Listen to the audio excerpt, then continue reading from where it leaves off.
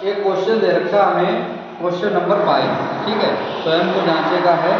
और क्वेश्चन क्या, पहले क्वेश्चन पढ़ लेते हैं हम लोग। देखो 3 गोले हैं जिनकी त्रिज्याएं हमें दी हैं 2.5, 3 सेंटीमीटर और 3.5 सेंटीमीटर है। को पिघलाकर एक नया गोला बनाया जाता है, तो नए गोले का आयतन ज्ञात कीजिए। यानी हमारे पास 3 गोले हैं, एक गोले की त्रिज्या 2.5, दूसरे के 3 सेंटीमीटर और तीसरे के 3.5। तीनों को पिघला करके एक गोला क्या किया गया, बनाया गया। तो देखो हमारे पास 3 गोले हैं, पहले वाले की त्रिज्या हमारे पास 2.5, दूसरे वाले 3 और तीसरे वाले हो गए 3.5।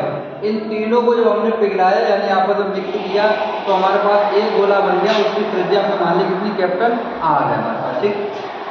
अब देखो हमने यहाँ पे मान लिया कि माना पहले गोले की त्रिज्या R1, तो R1 बराबर हमने लिया 2.5 सेंटीमीटर, दूसरे गोले की त्रिज्या R2 बराबर हमने लिया 3 सेंटीमीटर और तीसरे गोले की त्रिज्या में मान ली R3 बराबर 3.5। अब हम मान के चलते हैं कि इन तीनों गोलों को मिलाकर एक गोला बनाया गया, वो चाहे आप नया गोला नाम दे दें या बड़ा गोला नाम दे दें। तो हमने गोला यहाँ पे माना बड़े गोले की त्रिज्या में कितनी मान ली है, कैपिटल R। आप चाहे यहाँ पे लिख सकते हैं नए गोले की त्रिज्या बराबर कैपिटल R।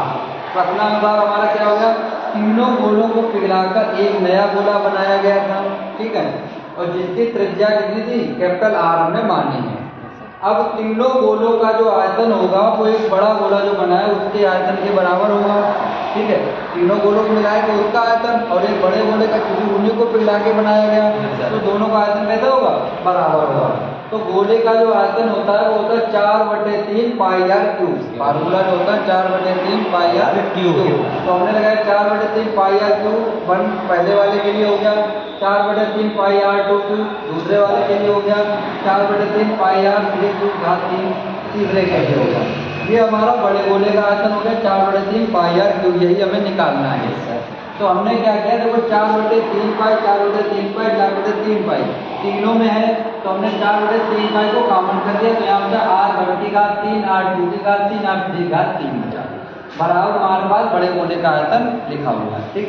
हम 4/3 पाई 4/3 पाई काटेंगे नहीं, क्योंकि काट देंगे तो हमारे पास कितनी वैल्यू आएगी, R की, और हमें R की वैल्यू नहीं चाहिए, हमें इसका पूरे का एरिया आयतन ही चाहिए, वॉल्यूम चाहिए, ठीक है।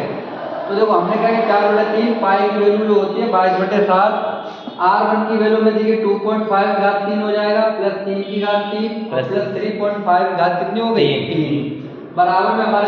अब देखो 2.5 की घात 3 करेंगे तो आएगा 15.625 प्लस 3 का क्यों होता है 27 और 3.5 का करेंगे तो 42.875 आएगा। इनको जब हमने जोड़ा तो कितना है 85.5, 88 और गुणा 50.5 करोगे तो आएगा